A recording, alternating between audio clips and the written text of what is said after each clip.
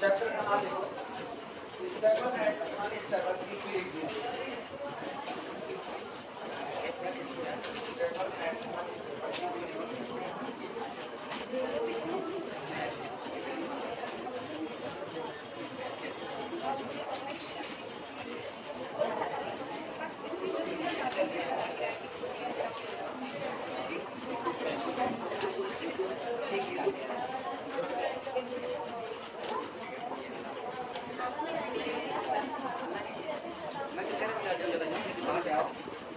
चलो शुरुआत करते हैं। चैप्टर का नाम है स्टेबल एंड अनस्टेबल इक्विलिब्रियम। सबसे पहले इक्विलिब्रियम डिफाइन करो। इक्विलिब्रियम हिंदी है सामने आसपास। इक्विलिब्रियम डिफाइन करो।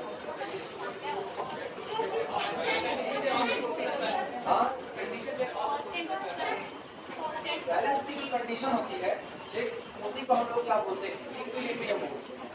अगर कोई चीज बैलेंस है, कोई चीज बैलेंस, हम अभी यहाँ फोर्स की बात ही नहीं कर रहे। फोर्स क्या होगा, फोर्स का प्रभाव क्या होगा, इसकी कोई बात नहीं। हम रियल लाइफ की सिचुएशन बोल रहे हैं। रियल लाइफ की सिचुएशन में बैलेंसिंग क्या होती है, बैलेंस होगा। हम जितना पढ़ा रहे हैं, बात सुनो इधर, बैलेंस क्या होता है। हम जितना पढ़ा रहे हैं तुमको समझ में आ रहा है, हम पढ़ा रहे हैं, तुम्हारा इंटरेस्ट बना हुआ, चीजें बैलेंस है, चीजें बैलेंस बनी हुई है। हम पढ़ा रहे हैं, 2 घंटे की एक्स्ट्रा क्लास चली, अगला तीसरा घंटे की एक्स्ट्रा क्लास चलनी शुरू हुई, कुछ बताना शुरू, अरे यार तो नहीं समझ में आ रहा, अरे गुरुजी पता नहीं कितना पढ़ाई मार डाल रहे हैं। अनबैलेंस हो चुका, चीजें अब बैलेंस नहीं रही।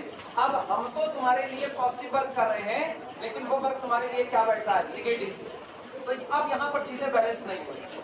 मार्केट सप्लाई और डिमांड, मार्केट की सप्लाई और जितना सामान मार्केट में आ रहा है वो बिक जा रहा है, जितना सामान मार्केट में आ रहा है वो बिक जा रहा है। एक्सेस की डिमांड नहीं हो रही, एक्सेस कोई मान भी नहीं रहा। ऐसा नहीं हो रहा है कि मार्केट में मान लो जैसे अपने लोग टिकिया खाने के लिए गए, कहीं पर खाने के लिए गए, लंच का टाइम चल रहा है, टिकिया खाने गए, वहां पर लाइन लगी पड़ी हुई है, अनबैलेंस, वहां पर चीजें बैलेंस नहीं है। क्यों?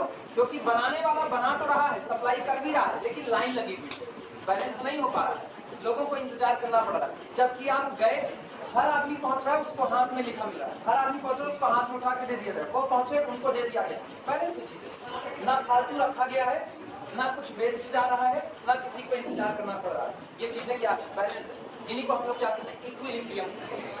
ये आपका सामने होता है।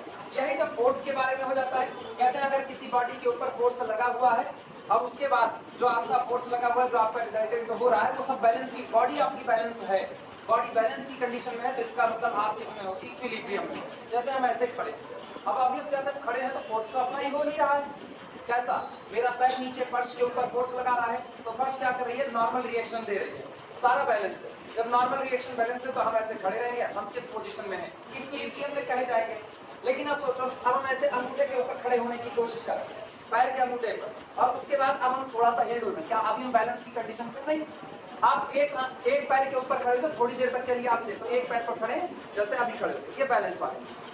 अभी ऐसा कुछ नहीं, अभी इक्विलिब्रियम है, लेकिन थोड़ी देर बाद पैर थकना चालू होगा, तो इसका मतलब निश्चित तौर पर अब अंतर आएगा, तो ये अब हम डिसबैलेंस होना चालू, ये कंडीशन इक्विलिब्रियम की। जब चीजें बैलेंस होती हैं तो आप कहते हो कि आपकी चीजें किसमें है, साम्य अवस्था में, इक्विलिब्रियम के फेज में। अब 2 तरह के इक्विलिब्रियम आते हैं। पहला इक्विलिब्रियम आपका कैसा आता है, स्टेबल, और दूसरा कैसा आता है, अनस्टेबल। नाम से ही जाहिर है, एक के नाम के साथ क्या स्टेबिलिटी है और दूसरे में क्या है, स्टेबिलिटी नहीं। सबसे पहली हेडिंग आना, स्टेबल इक्विलिब्रियम होता क्या है, ये डिफाइन करें। स्टेबल इक्विलिब्रियम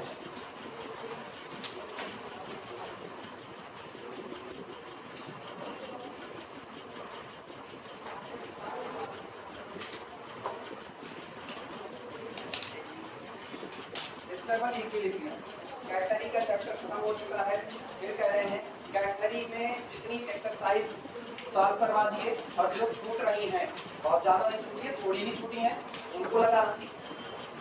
नहीं आता है तो फिर पूछो, बताते हैं किस एग्जाम्पल से कैसे लगेगा, कौन सा नहीं लगेगा, वो बता देंगे, हिंट दे देंगे कि फला एग्जाम्पल के तरीके से लगा, लग जाएगा।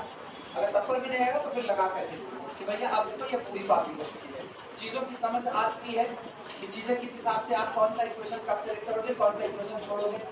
एग्जाम्पल जितने सॉल्व हैं, कोशिश ये करो किताब चाहे जिसकी, ऑक्सफोर्ड यूनिवर्सिटी वाली हो उसकी भी, या वशिष्ठा की किताब उसकी भी, जो भी किताब तुम्हारे पास है एग्जाम्पल जितने रखे हुए एग्जाम्पल जरूर आंख के आगे से गुजर जाने चाहिए। अगर तुम कॉपी पर नहीं लिख रहे हो, अच्छा तो ये होगा एग्जाम्पल को कॉपी पर लिख जाओ। जहां पर तुमने कैटनरी का चैप्टर खत्म किया है उसके बाद मोर शॉर्ट एग्जाम्पल हेडिंग डालो, मोर शॉर्ट एग्जाम्पल या एक्स्ट्रा एग्जाम्पल, और उसके बाद सब कुछ पहली एक्सरसाइज का जहां अप्रॉक्सीमेशन नहीं था कॉमन कैटनरी और इधर अप्रॉक्सीमेशन का सबका एक जगह पर उतारो। तो तुमको किताब बाद में नहीं ओपन करनी पड़ेगी। एग्जाम टाइम में क्या होता है, एग्जाम टाइम में दिक्कत ये है तुमने एग्जाम्पल को किताब में रहने दिया, अब एग्जाम्पल पढ़ा हुआ है किताब में, तुम्हारे सामने प्रॉब्लम ये आ चुकी है कि अब तुम एग्जाम के टाइम में किताब भी बगल में रख के बैठ रहे हो, नोट्स भी बगल में रख करके बैठ रहे हो। अब तुम एक बार नोट से पढ़ रहे हो और फिर आप एग्जाम्पल के लिए किताब में जा रहे हो, जाहिर सी बात है पलटना पड़ेगा। अभी क्या हाल है, जो जो कई बार पूछे गए हैं उनके आगे स्टार लगा दो, जो थोड़ा कम पूछे गए हैं, जो ज्यादा पूछे गए उनके आगे डबल स्टार लगा दो, कम के आगे सिंगल स्टार लगा दो। बाकी हम भी इधर इंपॉर्टेंट बताते चल रहे हैं कौन इंपॉर्टेंट है कौन सा जो पूछा गया वो अपने आप पता चलता है। अब एग्जाम टाइम में क्या होगा, एग्जाम टाइम में पहले तो इधर पढ़ते रहो, इधर तो सारा पढ़ो। एग्जाम टाइम में जो गैपिंग मिल रही है उस गैपिंग में केवल उन न्यूमेरिकल पर सबसे ज्यादा फोकस करो जो एग्जाम में कई बार रिपीट हुए, जो एग्जाम में पूछे गए, क्योंकि मैक्सिमम पॉसिबिलिटी होती है उन्हीं को वापस रिपीट हो जाए, ये मैक्सिमम पॉसिबिलिटी होती है। किताब नहीं ओपन करनी पड़ेगी अगर तुम सारा एग्जाम्पल इसी चैप्टर के बंद होने के बाद जस्ट वहीं पर लगा देते हो। जैसे अभी हम स्टेबल एंड स्टेबल शुरू कर दिए, स्टेबल एंड स्टेबल शुरू कर दिए, पन्ना मत छोड़ो, पन्ना मत छोड़ो। बाद में एक्स्ट्रा पेजेस A4 साइज के जो होते हैं उनमें उनके एग्जाम्पल को लगा करके कॉपी के बीच में रख देना, एक स्टेपल मारो कॉपी के बीच में रख दो। पढ़ते वक्त जब तुम पूरा कैटेगरी खत्म करोगे तो अलग से पन्ना नजर आएगा, तुमको उठा करके उसको भी सक्सेस तौर पर रिवाइज कर दो। और अगर किताब खोल सकते हो बिल्कुल टाइम है तुम्हारे पास तो हाँ किताब में एग्जाम्पल पढ़ा रहने दो, लेकिन हाँ किताब के एग्जाम्पल पढ़ करके जो कई बार पूछे गए हैं उनके ऊपर जरूर डबल टिक कर देना कि एग्जाम टाइम में इसको जरूर एक बार देख करके आई बात समझ में। छोड़ो मत कुछ भी, छोड़ोगे तो तुम्हारे लिए, छोड़ोगे तो बाद में यही होगा। ऑप्शन या दो तरीके हो सकते हैं, या तो एग्जाम हॉल में बैठ करके अथवा तलाश करो कि भाई अच्छा ये भी अच्छा ये भी अच्छा ये होगा तो कैसे होगा, और या तो फिर एग्जाम हॉल में पहुंचो तो एक ही कंडीशन है इतना पढ़े हुए हैं ऊपर से देखे ठीक है मिलता चला जाए लगाते चले बात करें। ये सिचुएशन तभी आएगी जब इधर प्रैक्टिस किए और अभी बहुत मौका है प्रैक्टिस करने, अभी कर सकते। अब इनके लिए शुरुआत करें, इसके हम मैक्सिमम फिर लगाएंगे, जो छूटेंगे वो तुम्हारी एक्सरसाइज के तौर पर और उनको फिर से तुम लगाना।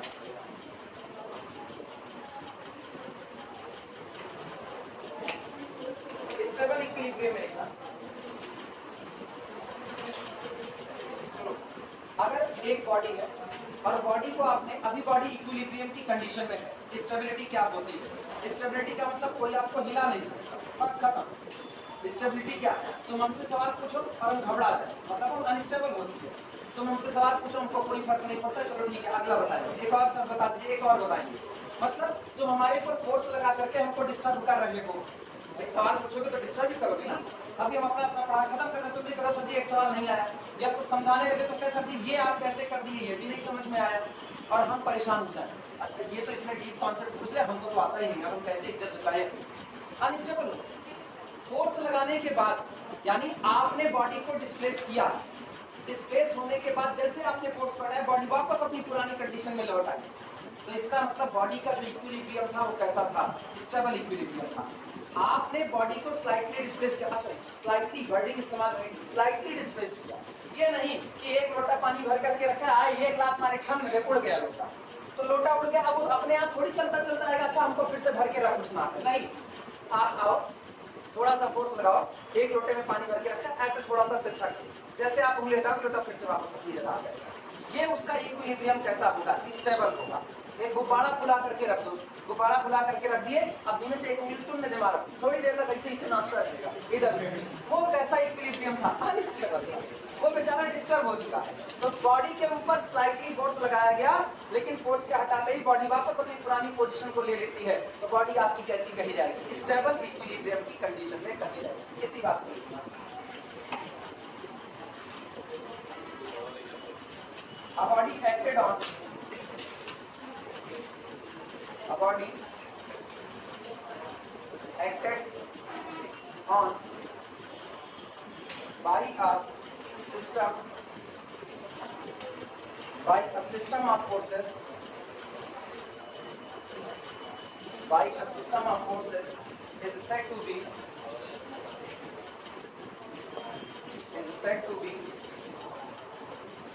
in stable equilibrium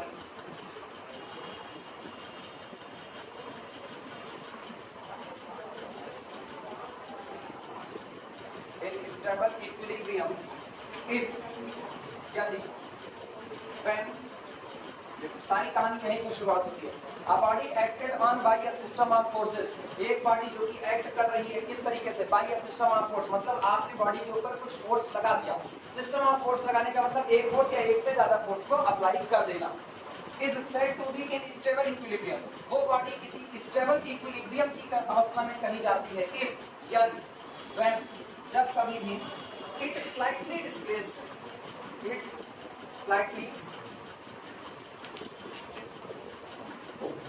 स्लाइटली के नीचे डबल अंडरलाइन कर देना।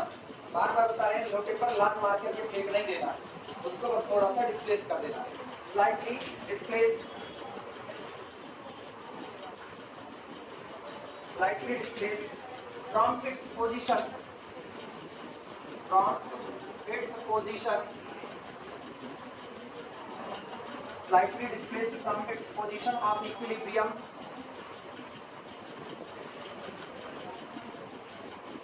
slightly displaced from its position of equilibrium, it returns, ये लौट आती है towards its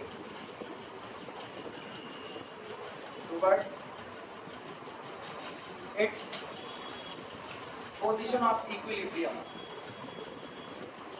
position of equilibrium। जब आप बॉडी को थोड़ा सा स्लाइटली डिस्प्लेस करते हो उसके बाद भी बॉडी अगर अपनी पुरानी इक्विलिब्रियम की कंडीशन में लौट आती है तो बॉडी आपकी किस तरह का इक्विलिब्रियम रखी कही जाएगी, स्टेबल इक्विलिब्रियम।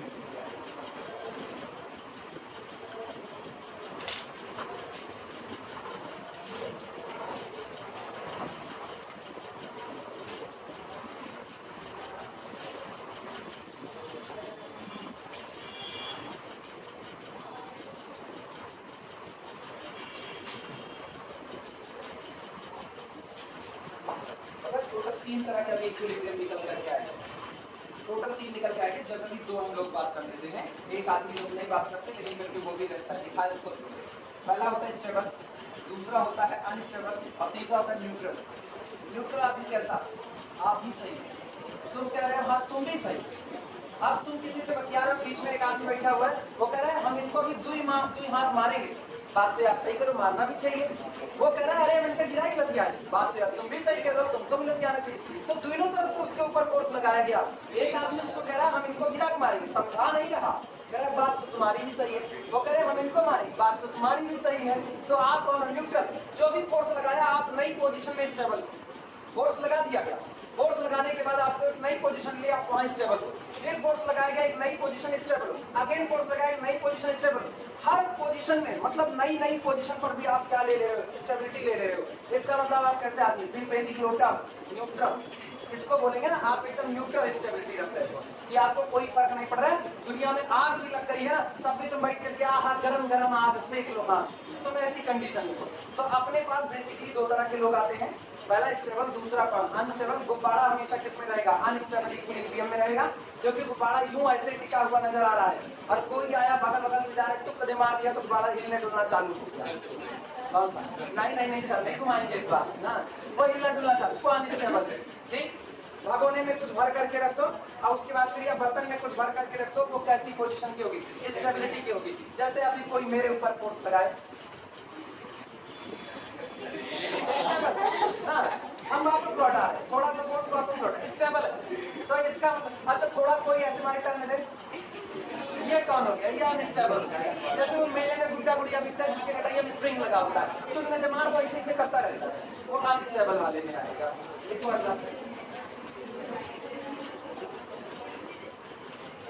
अगली हेडिंग है अनस्टेबल इक्विलिब्रियम।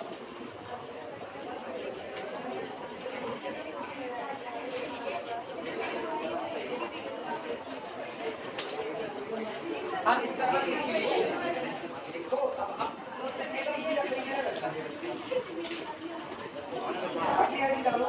Unstable equilibrium. अच्छा चलो लैंग्वेज बोल रहे हैं, लिखो लैंग्वेज बोल रहे हैं, लिखो। यहाँ पे स्लाइटली हमेशा डिस्प्लेस हो जाती है, किस पे हाँ स्लाइटली मेंशन करना, ज्यादा डिस्प्लेस कर दोगे तो बॉडी अपनी पुरानी पोजीशन में लौट आए, ये कोई जरूरी थोड़े है, इसीलिए स्लाइटली डिस्प्लेसमेंट किया जा रहा है। नहीं ज्यादा डिस्प्लेस कर दोगे तब तो लौटे ही नहीं काम चले। सिलेंडर अगर रखा गया है भारी सिलेंडर और लिटा दिया गया जमीन के ऊपर, ठीक, सिलेंडर अगर भारी है तो उसके ऊपर थोड़ा सा मुड़ी से ऐसा झटका मारो, हल्का सा इधर किया वो लौट करके वापस आ गया, सिलेंडर भारी है। लेकिन पता चला सिलेंडर रखा गया है और स्लाइटली डिस्प्लेस करने की बजाय ज्यादा डिस्प्लेस कर दिया जाए, क्यों, हाथ से मार दिया, तो सिलेंडर लुढ़क करके नई पोजीशन में चला जाएगा, नई पोजीशन में नहीं जाना, इसीलिए साफ सुथरा लिखा गया है when it is slightly displaced from its position of equilibrium, जब वो अपनी पोजीशन ऑफ इक्विलिब्रियम से थोड़ा सा डिस्टर्ब किया जाता है, बर्डिंग रिटर्न लौट आता है कहां पर, टुवर्ड्स इट्स पोजीशन ऑफ, अपनी इक्विलिब्रियम की पोजीशन में लौट आता है वापस, नई पोजीशन नहीं ले रहा, जो उसकी पुरानी पोजीशन थी इक्विलिब्रियम की वो वहीं पर लौट करके आ रहा है, नया नहीं आ रहा। एग्जांपल के तौर पर देखना, ये ना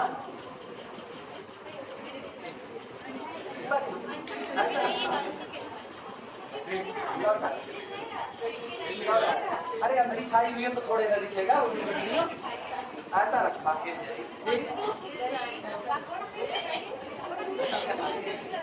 लौट आया, देखो हम धक्का तो मार ही रहे लेकिन बेचारा लौट रहा है, हम क्या करें। 800 रुपए का चूना लगा करके अनस्टेबल की पोजीशन सीखोगे, वाह भाई अनस्टेबल अनस्टेबल, चूना 20 रुपए का ही लगना चाहिए,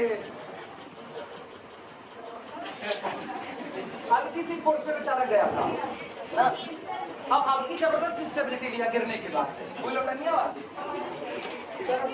लैंग्वेज लिखो, नहीं लैंग्वेज लिखो, वो वही पहले से गिरा, अरे घटिया उतार देंगे बच्चे की सारी काम, देखो the equilibrium of a body, unstable में लिखना, the equilibrium of a body, the equilibrium of a body is said to be unstable, the equilibrium of a body is said to be unstable, the equilibrium of a body is said to be unstable, comma, if when it is slightly displaced, if when it slightly displaced, when it slightly displaced, language यही चल रही है देखो ditto, इसीलिए लिख नहीं रहे, when it is slightly displaced from its position of equilibrium, when it slightly displaced from its position of equilibrium, from its position of equilibrium, comma लगाना, comma, the forces acting on it, the forces acting on it, तो इस body पर जो भी force काम कर रहे हैं, the forces acting on it tends to move, the forces acting on it tends T-E-N-D-S, tends to move, the forces acting on it tends to move the body, tends to move the body further away, tends to move the body further away, tends to move the body further away from its position of equilibrium, from its position of equilibrium, from its position of equilibrium, पूरा पढ़ना, लिखा गया है the equilibrium of a body is said to be unstable, किसी body का equilibrium unstable कहा जाता है if when it's slightly displaced, जब इसको हल्का सा डिस्प्लेस किया जाता है, डिस्टर्ब किया जाता है from its position of equilibrium, उसकी साम्यावस्था से आप इसको डिस्टर्ब करते हो, the forces acting on it, तो जो भी फोर्स इस बॉडी के ऊपर काम कर रहे हैं, the forces acting on it tends to move, एक टेंडेंसी रखते हैं क्या करने की, मूव करा देने की, the body further away from its position of equilibrium, body को उसके इक्विलिब्रियम की पोजीशन से वो क्या करा देते हैं, मूव कर, अब अपनी पुरानी पोजीशन ऑफ इक्विलिब्रियम में लौट नहीं सकता, जबकि स्टेबिलिटी में क्या हो रहा था, स्टेबिलिटी में वो अपनी पुरानी पोजीशन में लौट आ रहा था, इसीलिए कहते हैं जो चीजें भारी होती हैं अगर कोई चीज भारी है तो ऑब्वियस सी बात है भारी चीजों का सेंटर ऑफ ग्रेविटी कहाँ पर होता है? नीचे की तरफ होता है। तो जिसका सीजी नीचे की तरफ होगा उसका इक्विलिब्रियम कैसा होगा? स्टेबल। और जिसका सीजी ऊपर होगा उसका सेंटर ऑफ ग्रेविटी, सॉरी, जिसका सीजी ऊपर होगा उसका इक्विलिब्रियम कैसा होगा? अनस्टेबल होगा। आई बात समझ में? थर्ड पॉइंट लिखना, न्यूट्रल।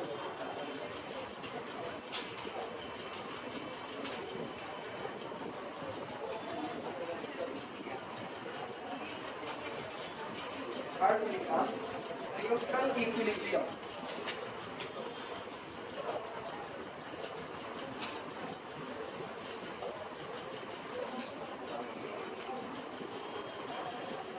न्यूट्रल इक्विलिब्रियम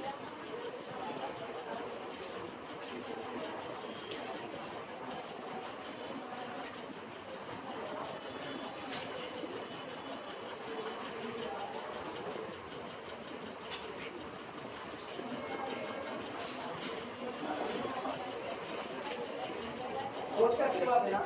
इधर इधर बात सुनो। एक गेंद है, एक गेंद है, फर्श के ऊपर पड़ी हुई है। आप क्या किए? गेंद को हल्का सा ऐसे ढूंढना, हल्का सा एक उंगली मार दी बस गेंद धीमे से, थोड़ा सा रुकेगी, लुढ़क करके एक नई पोजीशन में आके रुक जाएगी, फिर थोड़ा फिर मार, फिर एक नई पोजीशन लेके हल्का सा भी डिस्टर्ब होगी, नई पोजीशन पर रुक जाएगी। प्लास्टिक की भी गेंद हो चाहे बास्केट कोई भी हो, फुटबॉल होता है, जमीन पर रखा गया, हल्का सा उसको बस उंगली से ऐसे करो। ये नहीं यार एक मुक्का मार दो तुम लोग ना, तुम लोगों को समझाने में सबसे बड़ी दिक्कत है ना, तुम लोग ज्यादा फोर्स अप्लाई कर देते हो। जितनी बातें इक्विलिब्रियम करिए स्लाइटली डिस्प्लेसमेंट में हो रही है ना, तुम सोचो उससे पहले हम ही सोचने में ज्यादा अच्छा है। स्लाइटली डिस्प्लेस्ड की बात हो रही है। आप फुटबॉल को किया यूं हल्का सा टक के लिए, वो आया नई पोजीशन पर रुक गया, फिर हल्का किया नई पोजीशन पर रुक गया। या फिर एक कोन बना, कोन कोन कोन जानते हो ना?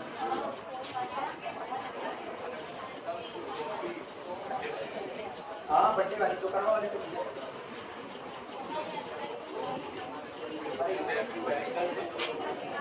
ये कोन पहुंचा, ये कोन, हाँ इसी मुरमुरे भर दो बस खा लीजिए, आप स्टेबल हो जाओ मुरमुरे खाने के दौरान। ये हो गया। अब सोचो हम इसको ऐसे फर्श पर रखें, मान लो ये काफी टाइट बना हुआ है, दफ्ती वफ्ती का है, ऐसे रखिए, अभी तो करेक्ट खुल जाएगा बेचारा, ऐसे रख दिया जमीन पर पड़ा हुआ। अब जरा सोचो हम इसको ऐसा डिस्प्लेस किए, ऐसे आके रुक जाएगा, फिर डिस्प्लेस किए यूं रुक जाए, फिर किए, ऐसा तो नहीं कि ऐसा ऐसा करता रहे डोलता रहे, नहीं, ये नई पोजीशन पे जाके ऐसे रुकेगा, हल्का सा डिस्प्लेस किए नए पे रुक जाएगा, पुराने पे लौटने की इसको जरूरत नहीं, ऐसे पड़ा ही रहेगा। तो इसका मतलब ये अपनी हर नई पोजीशन पे खुद को स्टेबल कर ले रहा है।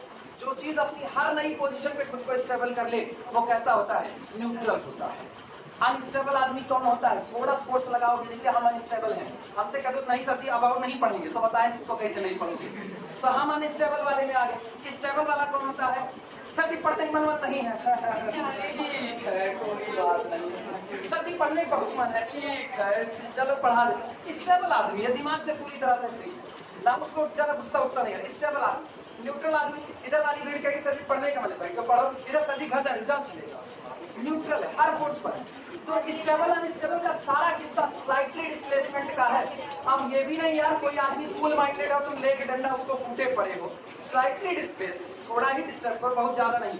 यही हाल इनमें कहा गया है। अगर बॉडी स्टेबल इक्विलिब्रियम में जा रही है तो इसका मतलब साफ है कि आप बॉडी के ऊपर थोड़ा फोर्स लगाओगे और जैसे आप इधर उधर करोगे फोर्स को हटते ही वो अपनी पुरानी इक्विलिब्रियम की पोजीशन में लौट आएगा, नई पोजीशन अख्तियार नहीं करेगा। जो पुरानी पोजीशन थी उसी में, सिलेंडर घर में रखा हुआ है, ऐसे उसके बगल बैठ जाओ, थोड़ा सा ऐसा धक्का मार कर तिरछा होगा, और जैसे तुम हटोगे सिलेंडर वापस फिर जो कर जाएगा।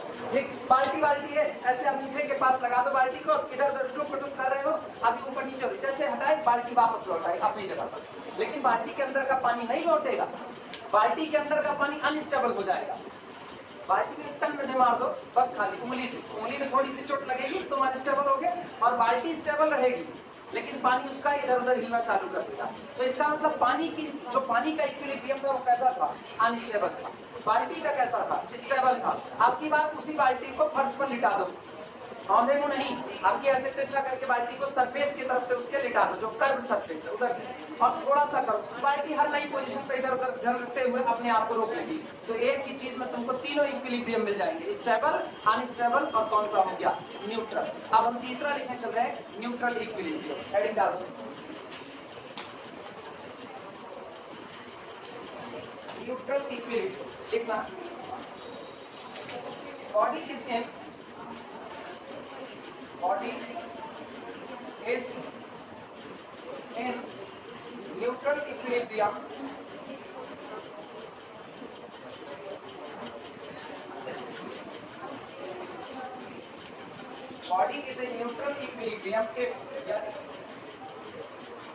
if forces acting on it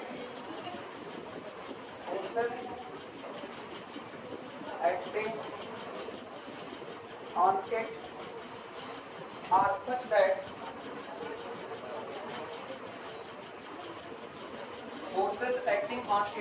that they keep the body, ये बॉडी को बनाए रखते हैं, such that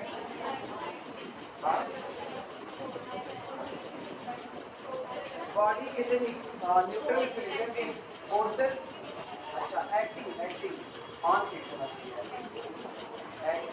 it are such that जो फोर्स इसके ऊपर काम कर रहे हैं वो इस प्रकार से हो, they keep, ये रखें, they keep the body in equilibrium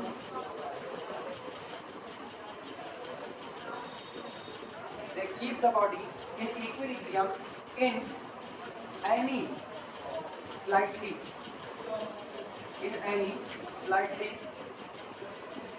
फिर सारा दारोमदार इसी का है ना, भारी भरकम फोर्स नहीं लगा, acting in its slightly displaced position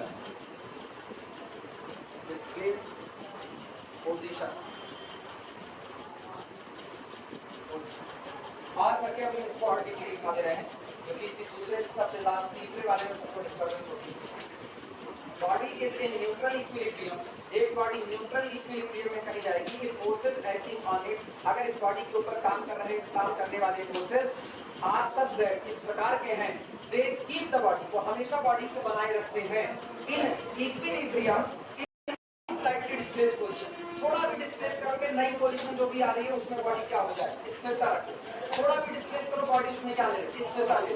जब हर नई पोजीशन पर बॉडी अपने आप को स्टेबल कर ले रही है, हर नई पोजीशन पर आप थोड़ा डिस्टर्ब कर रहे हो स्टेबल है, थोड़ा डिस्टर्ब कर रहे हो स्टेबल है, थोड़ा डिस्टर्ब करो तब भी स्टेबल है। इसका मतलब इस बॉडी का हाल ऐसा है, ये तुम भी सही वो भी सही, इसका इक्विलिब्रियम कैसा होगा, न्यूट्रल इक्विलिब्रियम होगा, जबकि अनस्टेबल वाला नहीं, वो डिस्टर्ब हो जाएगा पूरी तरह से, और स्टेबल वाला बिल्कुल डिस्टर्ब नहीं होगा, स्लाइटली डिस्प्लेस करते ही वो अपनी जगह पर आ जाएगा। इसमें और करके लिखना, अथवा इसी को दूसरी भाषा में, और दूसरी भाषा मतलब अंग्रेजी में लिखाएंगे, लैंग्वेज बोले आपकी कन्नड़ में लिखना,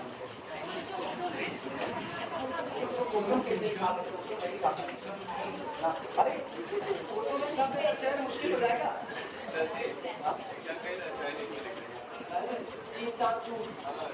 सरकार बैन लगा देगी मेरे ऊपर, सबसे पढ़ाना बंद।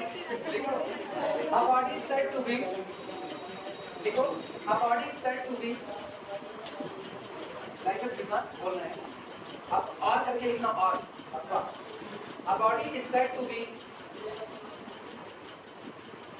in neutral equilibrium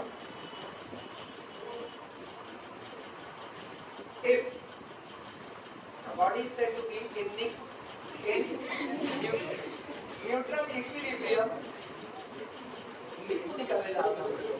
if on being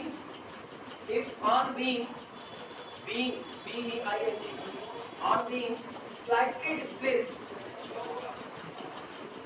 if on being slightly displaced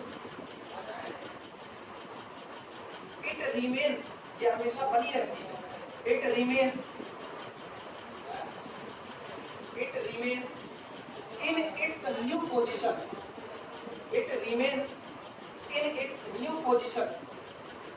मिलाना जो लिखा गया है, a body is said to be in neutral equilibrium, एक बॉडी न्यूट्रल इक्विलिब्रियम में कही जाती है if on being slightly displaced, अगर बॉडी को slightly displaced करने पर भी it remains, ये बनी रहती है in its new position, वो अपनी नई पोजीशन में बनी रहती है, पुराने में नहीं लौटी, पुराने में लौटती तो क्या हो जाती, स्टेबल हो जाती।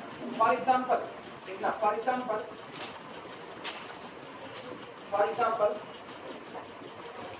a ball placed on a horizontal surface for example a ball placed on a horizontal surface, निकाल रहे हॉरिजॉन्टल सरफेस, कोई नहीं करेगा सीढ़ी के ऊपर गेंद को रखेगा ढंगा हुआ करते हुए।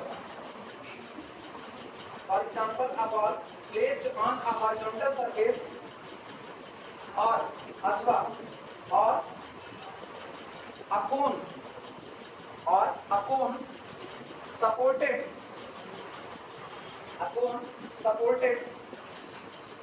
on its side, a cone supported on its side, side की तरफ से सपोर्ट देना है।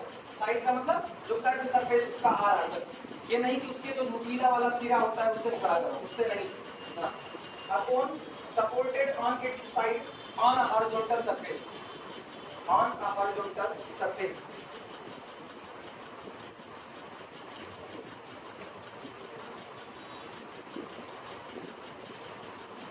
आप सुनो, ये दोनों बातें सीजी से जुड़ी हुई है, सेंटर ऑफ ग्रेविटी से। हम इधर अभी चैप्टर नहीं पढ़ाए हैं, लेकिन अपने लोग नवे दसवीं ग्रह बढ़े में आते आते इतना फिजिक्स पढ़ चुके हैं कि सीजी के बारे में हम लोग जानते हैं। तो सीजी के बारे में हम लोग जानते हैं, और एक बात हम लोग ये भी जानते हैं कि स्टेबल होना अनस्टेबल होना सीधा सीधा मामला है सेंटर ऑफ ग्रेविटी का। Whenever center of gravity present in the lowest position, our stability must be, our equilibrium must be stable। अगर सीजी अपनी मिनिमम पोजीशन पर मौजूद है, मिनिमम पोजीशन पर, तो आपकी स्टेबिलिटी हमेशा, आपका इक्विलिब्रियम कैसा होगा, स्टेबल। लेकिन अगर सीजी अपनी टॉप मोस्ट पोजीशन पर मौजूद है तो आपका इक्विलिब्रियम हमेशा कैसा होगा, अनस्टेबल। गुब्बारे का सीजी ऊपर होता है ना, तो इसीलिए गुब्बारा कैसा रहता है, अनस्टेबल। और जबकि भरी हुई बाल्टी अगर है, पानी से भरी हुई बाल्टी या कोई भारी चीज है, तो उसके लिए सीजी हमेशा कहाँ पर आएगा, सबसे लोवेस्ट पोजीशन पर आएगा। इसी बात को नोट में लिख देना, नोट लगाओ, नोट बोल रहे, नोट लिखते चलो, या हम ही लिखते, चलो लिखिए। अरे कुछ चीजें लिख देना ही पता चलेगा, पता है अपने आप पे बोल रहे हैं लोग, लिख रहे हैं।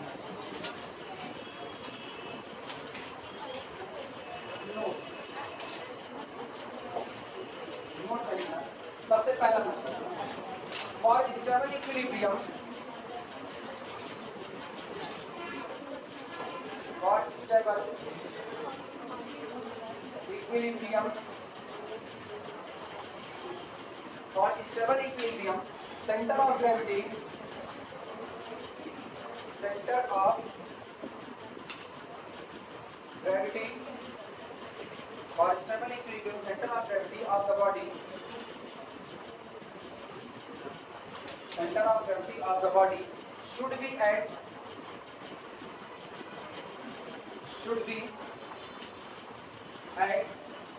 its lowest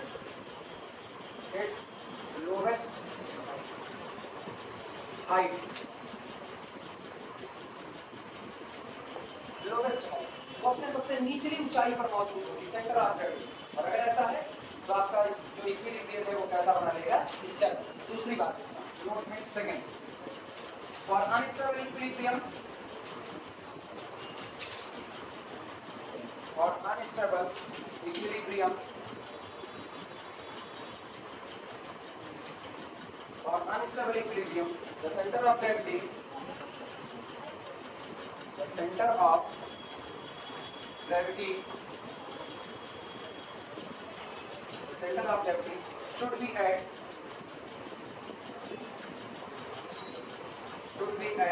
its highest position, its highest position, highest position।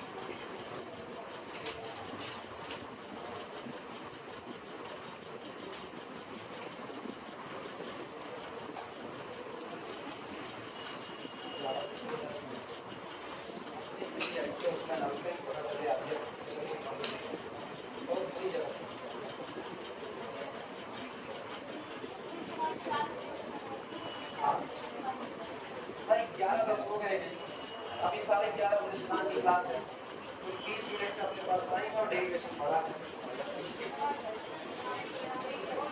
पहला क्वेश्चन बता दीजिए वाला, पहले डिग्री ऑफ फ्रीडम को लिखा देंगे, उसके बाद सुनो सुनो सुनो, अरे टाइम मेरा अभी इतना है, समझाने बताओ टाइम है ये अच्छे से। डिग्री ऑफ फ्रीडम सुनना, आज़ादी की डिग्री बताने चल रहे हैं, आज़ादी की डिग्री। एमए किया है आज़ादी ने कि बीएससी किया है? इसको आता है? हाँ दूसरा बचा रहे, दूसरा रहेगा डिग्री ऑफ फ्रीडम। मेरे ख्याल से कभी शायद पता नहीं तुम्हारे चर्चा की किसी क्लास में कभी हो चुकी है चर्चा, मत डालना बस केवल।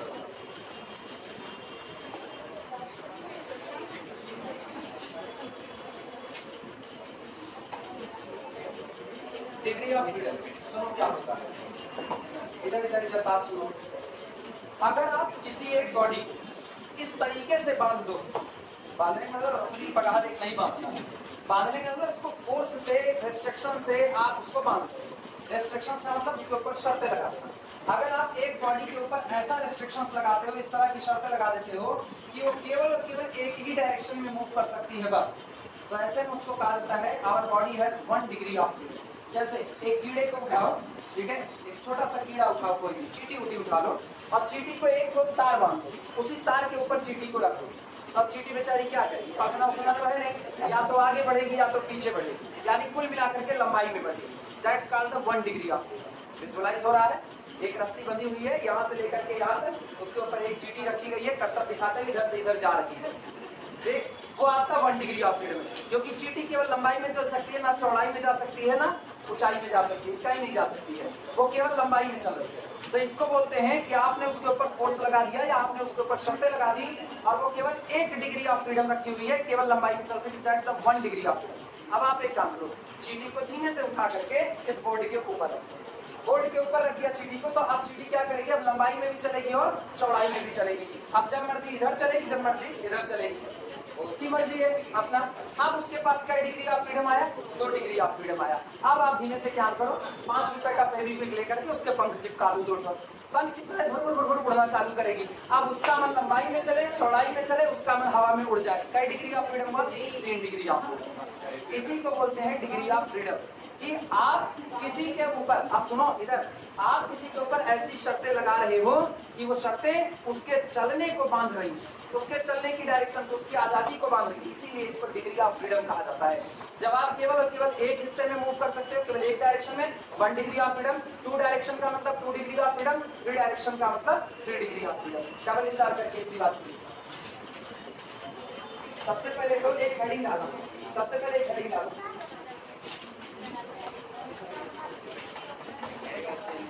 डिग्री ऑफ फ्रीडम हेडिंग हो, अपने को 180 डिग्री की जरूरत पड़ेगी अभी ना। हेडिंग है condition of stability,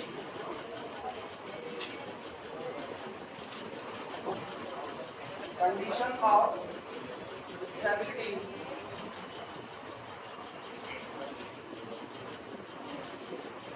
condition of stability for a body, condition of stability for a body with 1 degree of freedom, with 1 degree of freedom।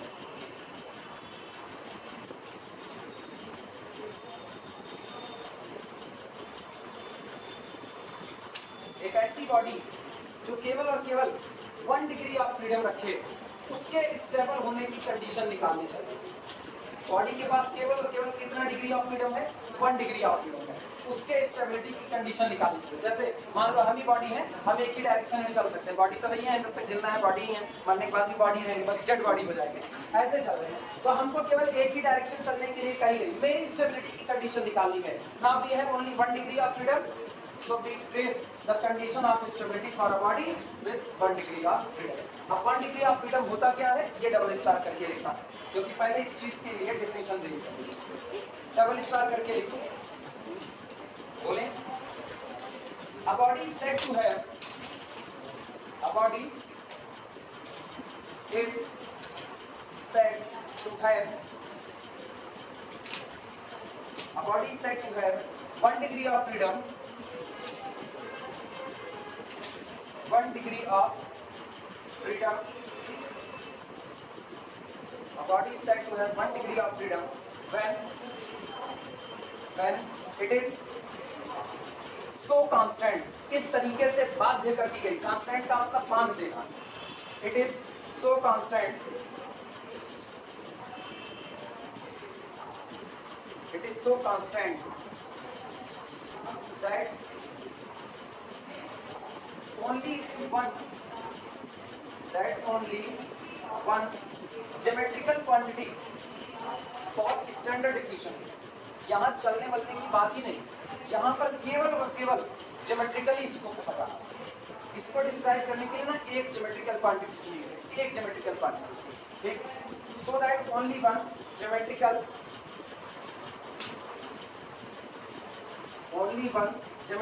quantity is needed. Geometrical quantity is needed. Only one geometrical quantity is needed in order to fix its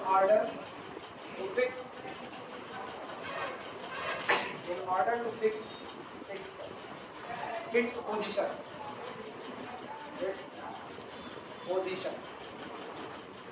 यानी अगर किसी body को fix करने के लिए आपको केवल और केवल किसी बॉडी की पोजीशन को फिक्स करने के लिए आपको सिर्फ और सिर्फ एक ज्योमेट्रिकल क्वांटिटी की नीड है, केवल एक ज्योमेट्रिकल क्वांटिटी। तो आपकी बॉडी कैसा डिग्री ऑफ फ्रीडम रखी कहीं जाएगी? 1 डिग्री ऑफ फ्रीडम रखी कहीं जाएगी।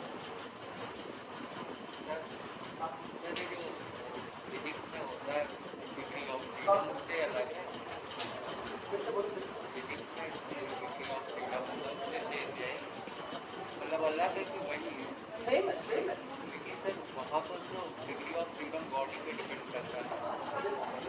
यहाँ तो सोचो बॉडी पर ही तो डिपेंड कर रहा है। बॉडी कैसी? एक्चुअली ना बॉडी पर कोई चीज़ नहीं, बॉडी के ऊपर जो फोर्सेस लग रहे हैं, जो रेस्ट्रिक्शंस लग रहे हैं, सारी चीज़ें वहाँ से हो गई। सोचो लिखा क्या गया है, a body said to have, एक बॉडी कही जाएगी रखे हुए 1 डिग्री ऑफ फ्रीडम। बॉडी अपने पास 1 डिग्री ऑफ फ्रीडम रखे हुए कही जाएगी अगर when it is so constant, कि आपने बॉडी को इस तरीके से कांस्टेंट कर दिया है, बाध्य कर दिया है। बाध्य करना मतलब शर्तें लगाना। शर्तें कैसे लगाओगे? फोर्स से लगाओगे या कोई और आप रेस्ट्रिक्शन से डाल दोगे। जैसे हम कह दें कि तुम्हारे ऊपर अपने एक शर्त लगा दी, तुम इस तरीके से चलो कि ये कमरा हमेशा तुम्हारे बाईं तरफ पड़े। शर्त लगा दी, एक ही रेस्ट्रिक्शंस लगाया है, ऐसा चलो कि ये कमरा तुम्हारे हमेशा बाईं तरफ पड़े। एक ही रेस्ट्रिक्शंस है। और गौर करो ऐसे में ना तुमको एक के क्वांटिटी की जरूरत पड़ेगी। That's quantity is the anti clockwise. किधर करें? बाईं तरफ पड़ना ना। बाया कौन है?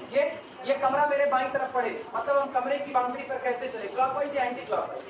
सोचो मान लो यही मार्कर है, हम कह रहे हैं इस तरीके से चलो कि मार्कर हमेशा तुम्हारे बाईं तरफ पड़े। तो देखो हम कैसे चले,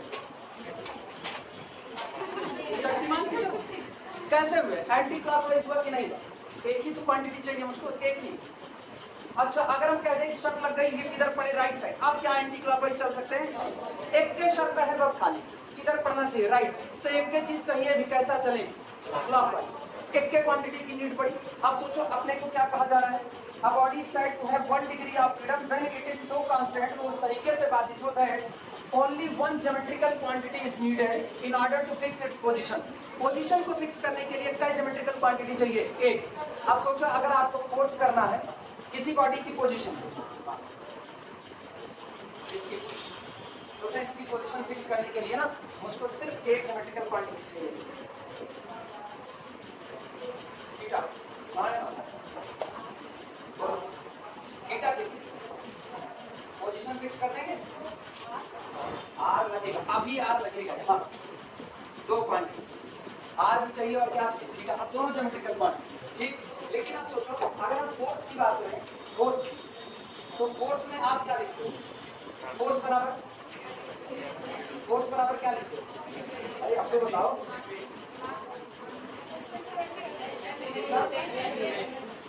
कितनी ज्योमेट्रिकल क्वांटिटी की नीड पड़ रही है? सोच करके जवाब दो। बोलो।